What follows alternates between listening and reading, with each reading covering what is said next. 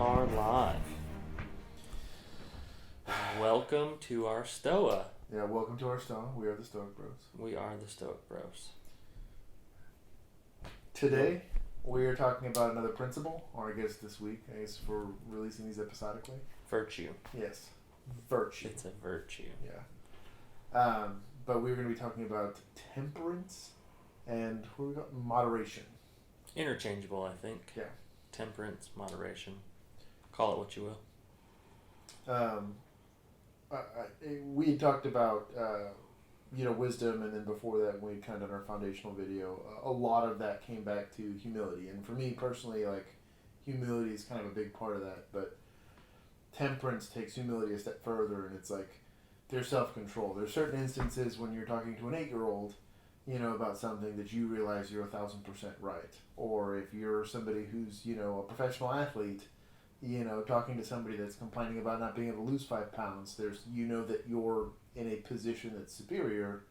But I think that, as a Stoic, that's irrelevant. Your status and all of that is irrelevant. And in a way, all people should be created and treated equally under that. And temperance is a virtue that, and moderation is a virtue that allows you to exist within that, and again, contribute to the Stoa in a more productive way.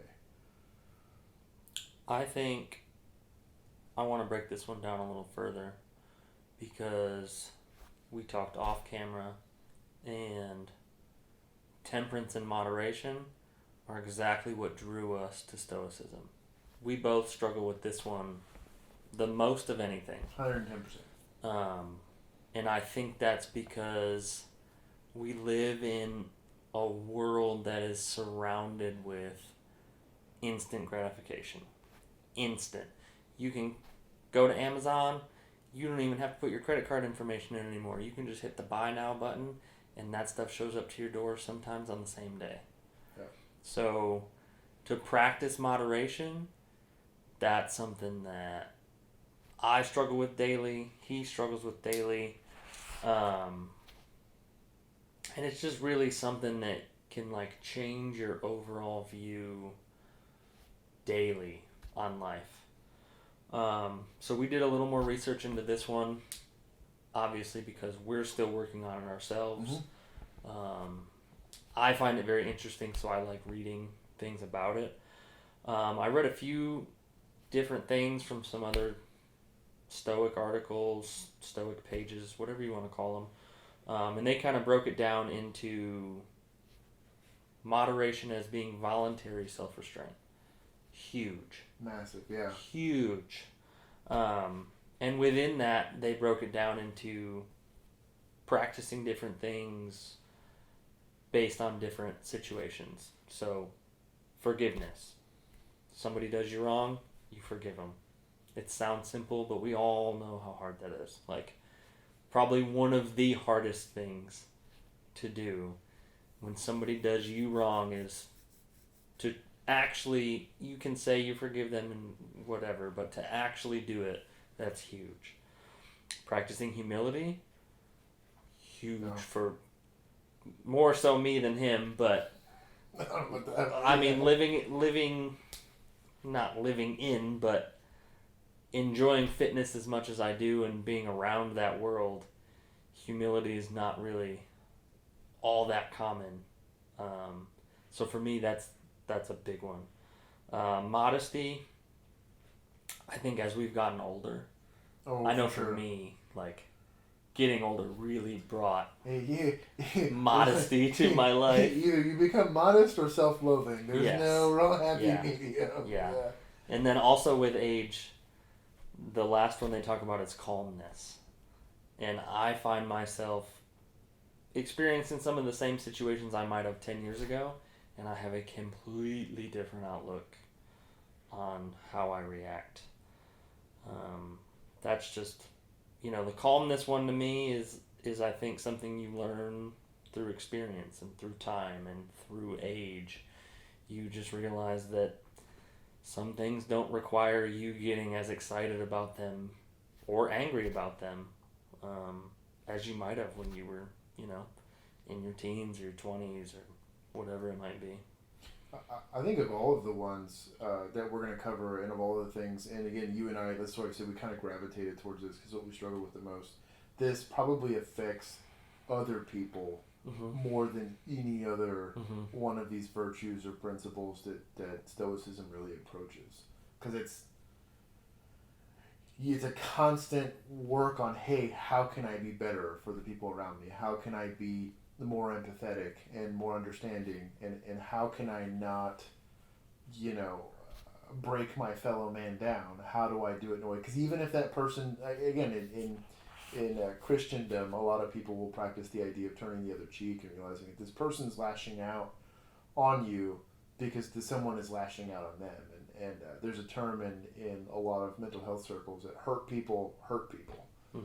And that, you know, that there's this awful cyclical nature of it that corrupts. And you know, we'll talk about hedonism in a different video, but it's a lot easier to sit there and say, you know, I'm having a bad time, I'm having whatever, and you know what? You know, F this guy because, you know, I have something that I can go and stand on that day. It's like every bully in every 90s film, of course, had like the really abusive dad at home, so he went to school and just completely annihilated, again, the kid that he could oppress. He wasn't beating up on, like, you know, the statue of the young 16-year-old that's 6'10", you know, or whatever. Like, he was typically becoming an oppressor. And he chose his victims wisely. Yeah, yeah, and I think that both Epictetus and Marcus Aurelius. I was going into Marcus Aurelius's meditations, and he says to not be somebody's slave, but also to not be somebody's tyrant, and how both of those, not just internally as far as like your feelings and your mind over your body, and again your mind over your emotions, but also externally, of like I should not allow someone to just completely derail me. You know, spiritually or emotionally or physically, because you're giving them that power. You empower that person to do it. How is it that a boxer can stand in the ring and have some dude completely ring his bell, and he'll kind of shake it off, smile, spit his tooth out, and say, "Well, come on with it." Like, that's a stoic. He's literally embodying physical stoicism. And then again, on top of that, you know, I could be having the worst day of my life, but can I go back to my friends and still be supportive and still be loving and still be whatever? And that all of that comes back down to that temper. Hold back the rage that I may be feeling, and instead of lashing out and continuing that kind of cycle of pain, I can be the stop. I can be the stopping point. And all of the bad ends with me. I go trash it, throw it in the trash, and move on and be happy. And I think it's something I don't know that you ever 110% No way. are cured of human suffering. I catch myself every day having some kind of reaction, or, you know, feeling a certain way about something, and I'm like, man, why am I?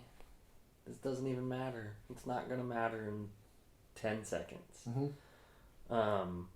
I think outside of like person-to-person interaction, the big one for me with moderation is things within your life. Like you were talking about Marcus Aurelius, I looked up a quote from Seneca. It says, "Pleasures, when they go beyond a certain limit, are but punishments." And to me, I feel like that's a big one, like a really big one. Like, we get so wrapped up in having the coolest things. Like, we try and collect the most stuff.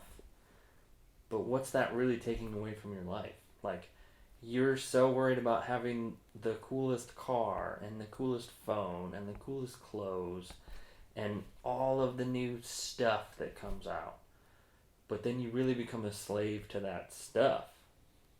Because, well, unless you've got an abundance of money from somewhere. Yeah, no kidding, yeah. Well, now you're going to work, and you're going to work your butt off to pay for it. And what are you really getting out of it? You might get enjoyment out of it when you first get it, but then when it wears off, and then it just becomes a burden. So I think it's really cool to see that, you know, even way back when this all started coming together, and you had all these great philosophers talking about this stuff, you know, they looked at things as either essential or non-essential. Is this an essential need to my life, or is this just something that I want? And the wants are fine. There's nothing wrong with wanting things. But when you start adding those wants up, and then that's what you're focused on, man, you're gonna be almost living as a slave to your lifestyle, Mm-hmm. which is, I think, why this one speaks to both of us so much. Is, I mean, as crazy as it sounds, because we're on social media, just look at the climate of social media. Yeah. These people are a slave to the lifestyle to try and outdo each other. And that's not hyperbole. Like, it's literally, you are involuntarily suffering from something that's completely out of your control. You are sitting there, someone is invading your space mentally, physically, everything, and one Facebook comment or one, And you may change your whole life for it. Yep. Because of one thing, because you're trying to keep up with someone else. And that's why the self-control, self-restraint, self-discipline, I'm working on that every day. I'm doing a program to help myself work on that every single day.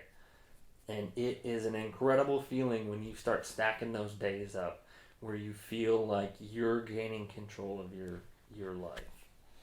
And I think it's, again, as much as, and like I said earlier, that this is probably affects other people more than it affects yourself, I think from a joy standpoint, it really adjusts your perspective the most. When we talked about wisdom, we talked about, again, accruing knowledge, accruing experience, and listening to others. This is like learning how to listen to yourself. They talk about, like, you intrinsically know this is probably bad for me. Like, I always giggle at every other person, oh, it's one more beer. Or it's, again, for me, it's like one more sweet thing that I'm trying to eat. I don't need it. I'm not even hungry. I'm a person that if something's open in front of me, I just keep eating until it's done or until whatever. And I think that that's a hard, and it goes back to moderation. And moderation seems simple, and people always use it for, for food or for, financial stuff, but it's even social stuff. You cannot run around trying to please everybody. Yeah. If you've ever played, I always giggle, Telltale has these games where you have to play and you have to make decisions. And it specifically, the writers do this to mess with you. You will not please everybody. Every single decision you make has a downside somewhere. I went and traded with this one person and gave him a secret, and I betrayed the trust of everybody else. So it's just like life. Yeah, literally. And they designed that because everyone has very independent wants and needs, and not that everyone's selfish, but everyone, because of their different life experience, are going to want different things out of you. And you have to ask yourself, does this align with what I want? Does this align with what's good for me? Because what I want and what's good for me is not always the same thing. Right. And then sometimes you have to trust, again, find a group of people that you trust and surround yourself with people that want good things for you. Find some other Stoic bros, that are like, hey, man,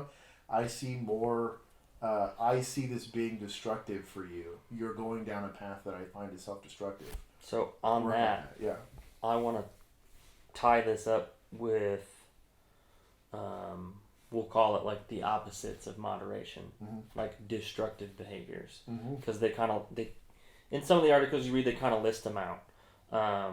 Greed being one. Yep. I don't care who you are. You have a need for money. But you don't have a need for so much money that it should overcome who you are as a person or like your life. And I don't necessarily want to say that's to rich shame somebody. I don't want to go look at Bill Gates not and at all. say, the Stoic, and you'll see a lot of this where they'll say like goods, like it's ironic that they call them goods. I don't remember which one of these things that I was listening to, but they say that you think that the more goods you have, that it's better somehow magically. He's like, there is a point of diminishing returns. Right. Where if I'm so caught up in gathering goods that I'm now neglecting interpersonal relationships, or I'm now neglecting my probably bigger responsibility. If I'm a CEO of a company and we're making money hands over fist, but I'm never turning around and wondering, hey, are my employees doing well? Right. Am I creating a healthy work environment? Right. There's more to it than just one thing. Is there always a pyramid somewhere there? Yes. Is there always leaders that are going to come out of the ether? Yes. Now, when not everyone is created equally with equity, but you can be, even whether you're at the bottom of that totem pole or at the top, you have a measurable effect on each other. And if you're not working cooperatively and you're being selfish with it, you are hindering someone else's ability to do well, or you're crushing someone beneath you because you're not taking them into account. And I think it's, again, greed. It is that infatuation and that love with an inanimate object. Right. With an inanimate thing that's not money is human. just the easy example. Yeah. It's not the only example. But it's just you're because it can be work hours. That you are so big on trying to advance yourself in your career, you might talk crap about your employees so they don't get that promotion, or you might neglect your family at home or neglect your friends. And then again, let's say you're an athlete, you blow out your knee and your career's over. And then what? Yeah, what do you have now? Right. They have a huge saying in a lot of professional worlds that, hey, your job's not going to bury you. It's your spouse. Or it's your kids. So at the end of the day, your career is not going to be there when you're eating geriatric pills and someone to push you around on your scooter. So it's like you can't fall in love with all of these. And I do brilliantly put non-essential things. Yes, we need money. Yes, we need means, but they're not needs in the sense of like water and breathing and stuff like that. It's like there is a hierarchy of needs there that social interaction with people is important, and Stoicism really puts an emphasis on that because it recognizes, and again, like you said, it wasn't just Stoicism by itself. Recognized the kind of irony that the more advanced we got as people, the more we put this incredibly huge emphasis on trinkets. Right. And on, these non-essential status. Stuff. Oh, absolutely, yeah. It's all about stuff. Yeah. The last two that I want to talk about are huge issues that I've dealt with. Laziness and procrastination. Super guilty. I'm super guilty. I don't particularly like to think of myself as a lazy person because I do a lot of things during the day. I feel like I get stuff done. But if I went back and actually looked at my day, not even that long ago, I could probably find a serious amount of time where I was not doing anything productive. And I wasn't just not doing anything to relax, because I don't think there's anything wrong with relaxing and like taking time to yourself. I was just vegging out on the couch. And for I didn't get any pleasure out of it. It was just me doing nothing. And then that leads to, especially for me, led to serious procrastination. And I've been guilty of that since school age for me. I was the kid on the bus in the morning trying to finish my homework as the bus is bouncing, and I'm like, oh man, I don't know what this answer is. I'm just going to write something down so that way when I walked into class, my homework was never late, but let me tell you, it was never good either. Yeah. So, and that followed you all the way because you got by doing it then. Oh, 100%. And no one corrected the behavier then. I 100% You're did that in college on Blackboard at 11:45, sitting there trying to trying to upload my essay that is due at midnight that I've known about for 4 weeks, but I've worked on for the last 4 hours because I thought I had better things to do, when in reality it's just procrastination. What's weird about that is let's say you get it done the second it gets assigned. Let's say you put the same amount of energy and effort and urgency in the beginning. You don't spend the next 4 weeks. Man, I really need to get that done. Man, I really need to get that done. Right. It's just weird. It's almost a relief. Yeah. It's like I added stress to my life. I'll even say that about this project for us. We spent probably 2 or 3 months really chewing on the idea and thinking, man, I need another camera and I need another. Looking at I'm not using 4 or 5 things that we bought right now for this specific project, and I don't know, like it really, I don't know where procrastination came out of in humanity, like why that behavior persisted. I think with this, some of it was procrastination, and some of it was a little bit of fear. Sure. Oh, sure. Yeah. Like, this is definitely weird for me being on camera and just putting this out there. Yeah. But it's that important to me that I want to do whatever necessary to make this project succeed. So. And part of this, and I guess kind of wrapping the idea of Stoicism and why, this is important. Normally, I guess in the birthplace of all this, Stoa literally means porch, or the example. The of modern the version of the modern porch, version, yeah. But it was kind of meant to be an individual thing. Again, and a lot of people will reference this, but Marcus Aurelius' meditations were his own personal notes.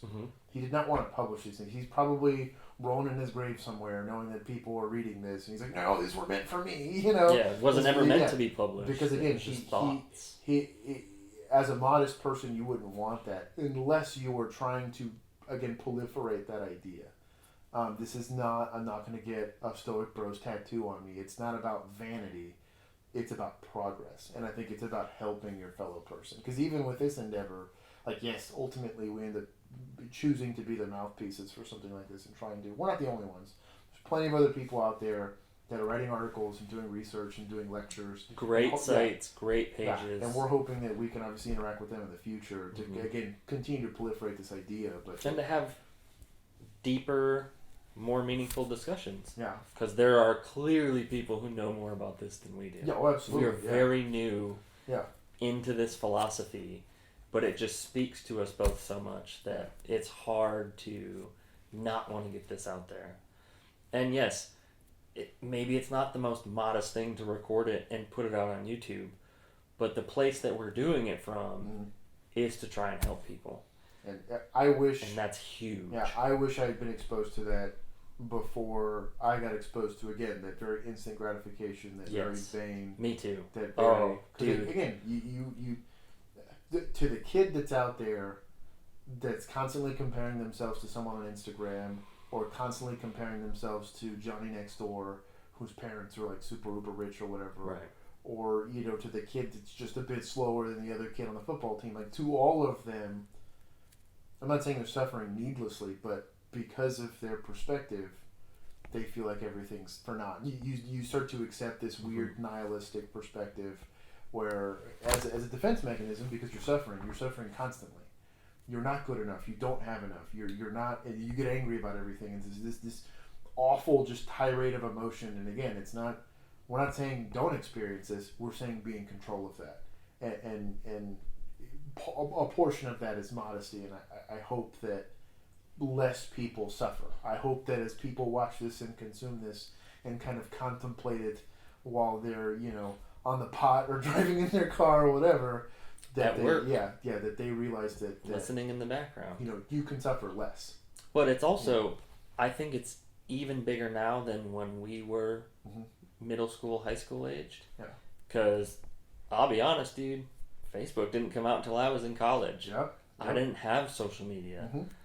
I had to sign up for Facebook with the my college email. With the college email, yeah. We had Tom. I didn't.